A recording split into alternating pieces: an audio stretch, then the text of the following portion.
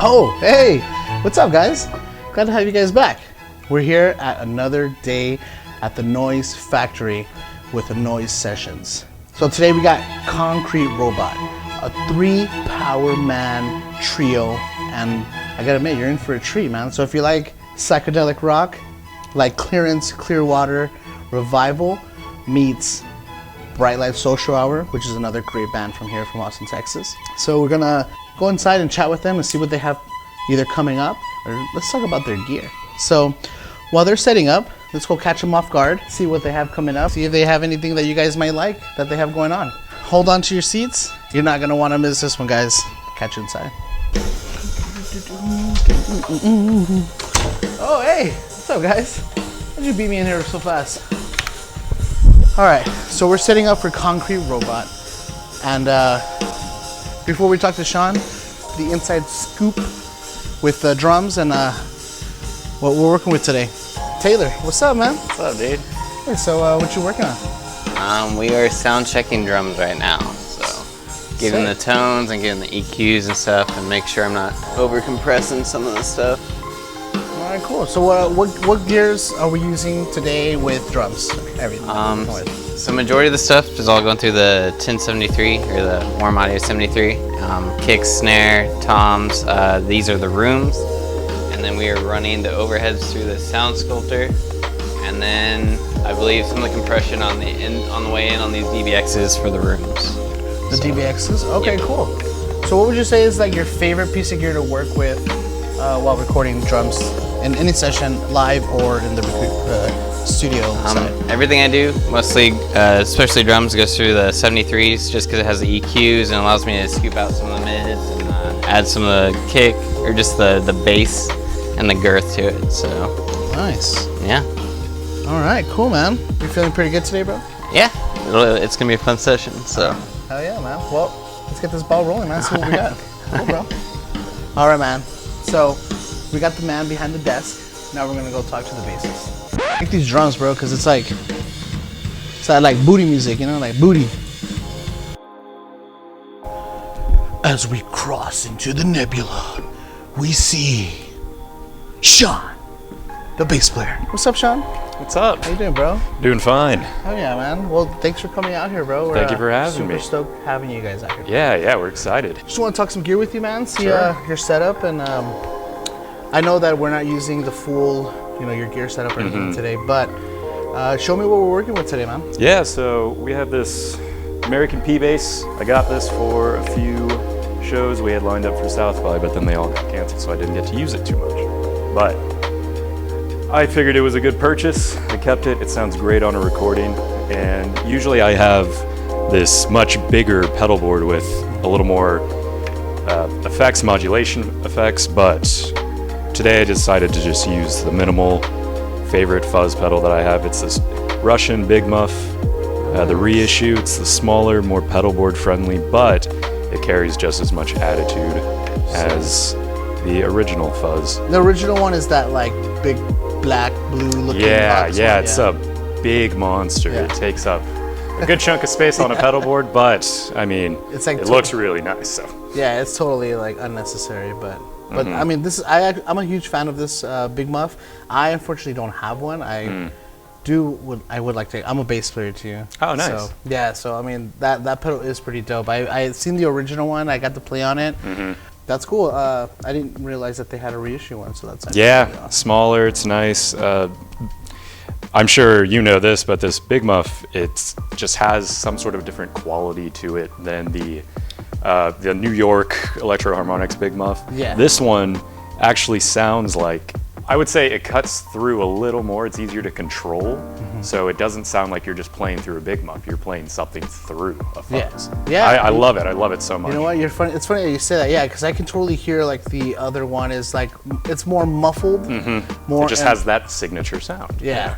Yeah. No, definitely. That's cool, man. Well, I'm definitely interested in hearing your guys' tone today and how it sounds. Cool. Give me a little bit of background on you, man. Like, when did you start playing bass? Why did you start playing bass? And who are your influences? Yeah, absolutely. So I'm actually a guitarist first. I think that's how most bass players are. But I was a guitarist and then wanted to find some bands to play with in Austin. but everyone was needing a bass player. So I said, all right, let me just buy a bass. I just wanted to start playing shows again. So I ended up finding a band on Craigslist and started playing bass for them and just learned as I went. As I started playing around more, I became more comfortable on the bass and then started listening to bass in some of my favorite albums. So when I fully started understanding the bass, I really fell in love with Pink Floyd again. Roger Waters, I love his bass playing style. It's very minimal, but it fits. It's effective. It's effective. Exactly. If you didn't have him playing it, or even David Gilmour playing some bass songs, it just wouldn't have that same vibe. You know, he really brings a good atmosphere. Roger Waters, definitely. Mostly Roger Waters, honestly. Yeah. I've just been in a huge Pink Floyd mode as of lately. Dude, Pink Floyd is, you know what? It's sad for myself because I didn't get into Pink Floyd until after high school. Ah, right. Which was like 2006. But like all my friends were like, yeah, Pink Floyd this, man, Pink Floyd that. And I was just like, I was a super punk head in high school, man. So I listened to a lot of gutter punk and everything else. It just really was just like blocked out of my mind. But that's cool, man. Heck yeah. What else, man? What else do you? Anything Definitely. else? Well, I really like the '60s, '70s era of rhythm playing. So, I, as a guitarist, I was first turned on to music from the blues. The blues really just resonated with me in terms of rhythm. I really focused on the rhythm side, the drums and the bass and blues. Definitely. So, I was a big Albert King fan, Buddy Guy, you get Lightning Hopkins a little bit, but the thing that I loved about them the most was because they were the front man, they were the singer, they were the guitarist, but they had such a great rhythm section playing behind them. Yeah. And I couldn't name any proper bass players that were that would play with these blues musicians, but I just loved that entire style. Yeah. So really just influenced by anything rhythmic. That's dope, man. Yeah, and you know what? Being a bass player is, you know, I think you can agree with this, is that if you don't have a solid rhythm section, your band is gonna crap. It's gonna sound like crap, unfortunately, you know. But it has to be solid. The bass and the drums have to tie in together really well. You know, they have to be intentional. Really stick with the rhythm in the pocket and everything. And I think it's one of my favorite things about this band is that we are just a small band, only 3 people, but the rhythm section really holds it down. Sick, and it man. is the most fun. You know, and I've heard some of you guys' music already, so I really like that it's just a steady drive, but it's everything's just so smooth, you know. And so I'm interested in seeing the video section. Yeah, so. we're happy to play. Hopefully you hear something new that you like in the songs you probably heard before, but man. We're looking forward to it. So are you guys like fans of like that '70s show? I dabble. I dabbled. I took a deep dive. Okay, I'm just saying because you guys have like these badass fashionable shirts, you know, that you guys. You know what's funny? It is unintentional. It's something internal in me and Andy. We just wanted to wear the flowy shirts. We wanted to wear the '70s vibe, so we just went with it. Dope, man. It's like a intuition almost. Okay, all right. That's how connected we are as a band. Dope, dude. Hey, I mean, whatever helps the band flow better. Yeah. If it's that chemistry there, man, stick with it. So. Absolutely. Sean, thank you so much for your time, bro. Yeah, not a problem. Hey, and have a good time today, bro. And I am excited and can't wait. Thank you. Me Thanks, too. Bro. All right, dude. So you just heard from Sean, and we're gonna go talk to Elon now. He's the master on the other side of the rhythm section. Let's go pop in with him and see what he has going on. What's up, Elon? What's going on, man? How you doing, bro? Doing all right. How about you? Dude, I am stoked to have you guys here. Yeah, bro. it's great to be here. Super stoked, man. So I just wanted to see, talk some gear with you and see what you're working with today, man. So let's start from the top down. What you're working with, what's your favorite cymbal, and which one's your least favorite cymbal, down to your drums. This is probably my least favorite cymbal. It's a custom Fast Crash or Rezo. Either Sweet Ride or these custom darks. I love these custom darks. They're the only K series I have, and I remember I played them like 10 years ago. Fell in love, bought them instantly. Sweet Ride. I mean, you gotta have a Sweet Ride. I just love that ping and the wash. We're really washy. We beat the shit out of that cymbal. So like, do they call it a sweet ride because it just tastes good, or? Yeah, try it. It's pretty gross. It's not sweet at all. I used Brasso on it earlier. And this one is a Avitas from the 70s. I didn't know what it was, but there's, if you look somewhere closely, it's like a stamp, and I had to look up the serial number, and it kind of gives you like a date range of Wow. where it is. I lucked out. I got that thing for like 20 bucks. It sounds gongy because my dumbass, when I was younger, it was so like dirty and nice sounding, and then I made it shiny and then all that. And it took away the tone. Yeah. Fucked up. So But you know eventually, what? within years, it'll get back to where it was. But it's cool though, man. I mean, it really has the vintage look to it. I Yeah. mean, you can tell that it's an older symbol. Yeah. You can see the. I think this is one of my. Oh, there's a stamp. Yeah, Yeah. the stamp I think right this is there. one of the first symbols I've had. So I think I've had this for at least like 16 years or something like that. I'm digging the symbol mix up, the K customs with your Zildjians. Yeah. Pretty sick. But they're all And- Zildjians. they're all Not a Sabian guy here. Oh, all right. Shout out. So, let me give me the rundown on your pork pie kit. So I actually got this kit maybe like 5 years ago. I used to have a Ludwig Zepp kit, and I loved it. 26-inch kick, I think by 14, boomed like crazy. Not the best kit to record with. I did not like recording with it. And then I went through a flood, and it was like floating around in my house. So I decided to get rid of it and get this guy. And this is my second pork pie kit. I've loved pork pie since I started on them. The first one was like a little squealer, which A little bop kit, like a little bop kit? no, kind it of? wasn't a bop kit. That was my favorite kick drum. That was a 24 by 18, and that thing you could literally just throw a mic in it, and it just sounded great. It was great. This guy is perfect for gigging live. I like the tom sound, kick sound, and then I got this snare. They sold the shells separate from the snare, so it's also a pork pie. I forget what it's called. It's a cherry something. Dang. It's Yeah. pretty thick. Like, Yeah. Sounds like it has some good body to Yeah, it. she thick girl. Yeah, I like it. And then Remo heads. Nice. DW9000 pedal. It's a direct drive. That thing's so smooth. Single. Nice. Yeah, All right. single. Cool. And what kind of wood are This is a combination of maple and birch. maple and birch? All right. I'm a huge maple fan. Yeah. And I mean, I think trajectory-wise, maple and birch have it going on. So I think the combination. I mean, can you describe the tone for me? Well, I always birch is a great wood for recording. I love birch whenever I'm tracking. So if I had just a studio kit, it'd be birch. Maple's a great kit for live. Live. It just booms and Yeah. it just resonates so well. So I wanted kind of a combination of two, so that way I could record and play live. And so far, it's worked out. Nice, man. So and what inspired you to play drums? Because I know you play bass too, right? Yeah, learning. Yeah. I don't know. I really I wanted to play guitar, and then I gave up very quickly. And then the guy I was playing with at the time, it's like middle school, he decided to play guitar. So I said I'd play bass, and I gave up pretty quickly.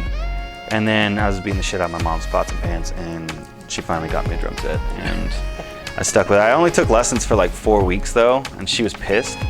But I took lessons and got the book and understood the concept of how to play drums, like the concept of reading, and then just went home and learned the rest on my own. So me and my friend Bob, we were playing like Nirvana, shitty Nirvana covers in the garage. So Hey, yeah, man, everyone starts somewhere. for sure, yeah, So for sure. What inspired you to become a musician or to just really pursue it? I mean, I grew up around music. My dad plays guitar, and so he always loved live music. He always loved. There was always guitar. There was always music in our house.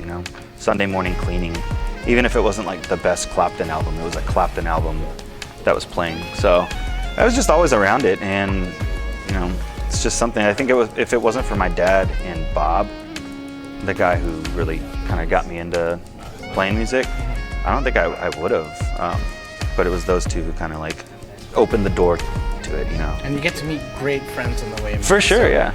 Like this guy. Yeah, we've been friends for a while now. Yeah. It's so crazy because like we met in El Paso. We worked together at Guitar A Center. decade ago. Yeah, and then you moved out here. Saul moved out here, and then I was like the last one Hey, you're here though. to You're move out. But you know, we got out of that black hole, man. Yeah. And not that El Paso's bad or anything, No, but no. it's like, it's really family orientated out there. So The culture, it's yeah. the culture, you know, so you're stuck, Yeah. you know, it's all about family, man. So It's like we were talking about the other day. If I always say, if you leave El Paso and then go back, you're not leaving again. Like it sucked you in at that point. and you're stuck, Yeah. which is not a bad thing. I mean, some people are just complaining. For sure. For sure, That. yeah. Nothing wrong Yeah. with that, but I wanted more. You wanted more. Yeah. You know, so Yeah. we started from the bottom. Now we're here. Right? You guys have nicknames in the band or anything, or no? No, my name's unique enough that I don't really need a I'm nickname. not gonna lie, bro. I kind of want to call you Woody, man. Put Woody? put Andy on the bottom of your foot. I am wearing boots. Woody. I need the hat. How come they have like the nice 70s like flashy shirts? and Yeah, you as soon have, as I like, saw them, I was like, God damn it. and you have like the Woody. I don't know. I mean, okay, so I don't have good shirts to wear. I actually got called out the other day. We played a show at Far Out Lounge. And my friend was like, you wear that same shirt every show. And I was like, fuck, I do. I do. So I need to go shopping. These You guys, need to go to a thrift store, bro. look at these guys' shirts though. They're all fucking nice. They're flashy, dude. Yeah, They're I know. nice, dude. Like Yeah. they look like they're getting ready to get on the set of that 70s show. Yeah, I heard that question earlier. They look like you're getting ready to go on Toy Story. Yeah, you know, whatever. What's his name who wrote all the Toy Story stuff? You got a friend. Yeah. Yes, It's gonna come short Saul people. knows his name. Yeah. So, Yeah. I'll ask him right Yeah. now. Cool, man. Well, anything else you want to throw off there? The only reason I've been in this band for like 6 years, something like that, 7 years. The only reason I joined this band was whenever I moved to Austin, I posted on Craigslist that I was looking for a band, and I did that for like a while. I'd renew it and then just leave it. I finally gave up, kind of, and just left it there. And like 3 or 4 months later, Andy messages me, and he's like, "Hey, I like all your influences. We should get together." No idea. And so I we just made did, shit and up. sure enough, it was like, I heard his stuff, and it's just great. It's very shoegaze, you know, washy. And like he was saying, you know, the rhythm section I think is really important in this band because we have to keep everything together while Andy does his guitar stuff, you know, the pedals and all that stuff. And we are just we just drive it, we just groove it, nothing fancy, just keeping that beat steady. Nice. So, yeah. That's sick, dude. Sick, man. Well, I'm eager and really psyched to hear you guys. So, but cool, man. Thanks so much for your time. For sure, man. It's always a pleasure to chill and hang out with you, man. Yeah. I'm glad that we can actually hang out now. Yeah. Rock out with your cock out, bro. Okay. We're gonna go ahead and go into the booth right now. We have Andy setting up, which is the singer as well. So let's go see what he's doing. What up, man? Hey, what's going on? Dude, I love how you and the bass player Yeah. have like sick boots, bro. Hey, man. Sick boots. Just gotta start from the ground up, right? Dude, hell yeah, man. Yeah, And man. I'm digging like the 70s look, bro. Like, Yeah. Except for Elon's wearing like this Woody type like. Alon's got the shirt. he's got the farm aid, Willie Nelson vibe going tonight. Yeah. No, man. Yeah, man. I like flowery things. You know. No, well, you guys. I dig it. I dig it. Yeah, right on, The look man. is there for sure, man. Hell yeah. Super killer, bro. Cool, dude. I think it matches the vibe of the music, man. So, Yeah. Very cool. So let's start from. I just want to talk gear with you. A little Okay, bit. yeah. So let me know what you're working with today, and. Yeah. So see, I play a Fender Telecaster with Lawler pickups here. I got Gizmo here, Raquel Welch for the '60s vibe, psychedelic inspiration. This is my Epiphone Riviera. It's an old Japanese guitar when they were making them in Japan in the '80s. Also with Lawler pickups. I use that on more heavier shoegazy stuff. This is for, you know, cleaner, prettier sounds. So we'll be doing a couple of different sounds today. And then my pedal board, I've got tuner, basic tuner. My OCD overdrive pedal for a little bit of crunch. And then when I want to get really big, I use the Big Muff here. And then probably the weirdest part of my pedal board is the double flashbacks here.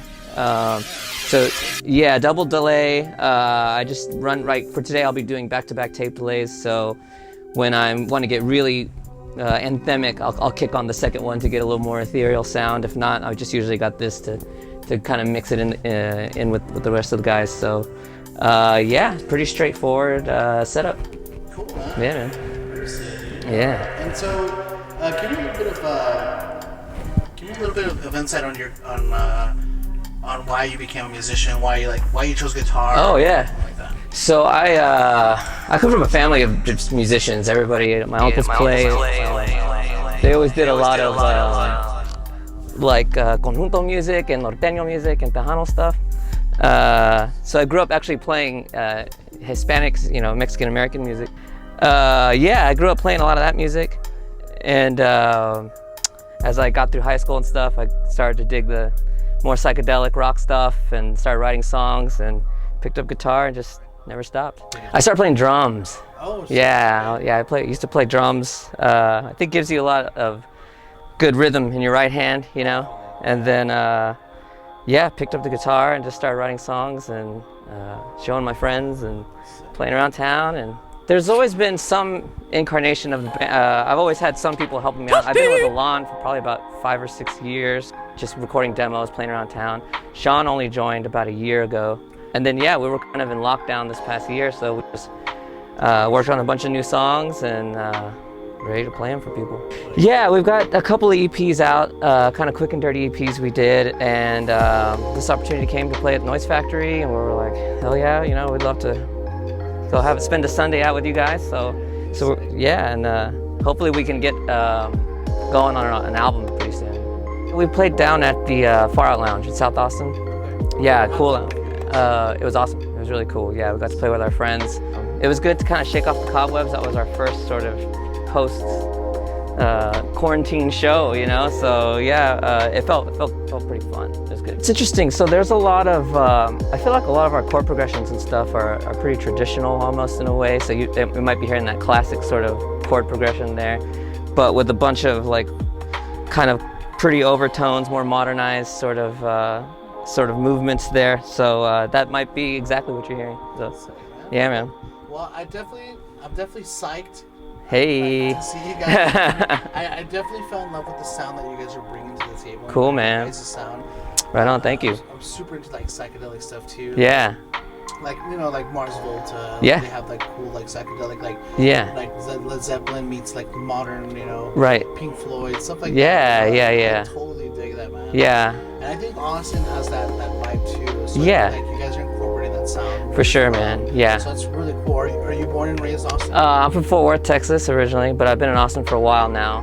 But yeah, that's kind of what drew me to Austin was kind of the psychedelic sound. There was always that sort of, I started off when I started playing guitar, like a lot of guitar players, like learning blues music and stuff, old rock and roll music and stuff. So that's always kind of carried through with, through the sound.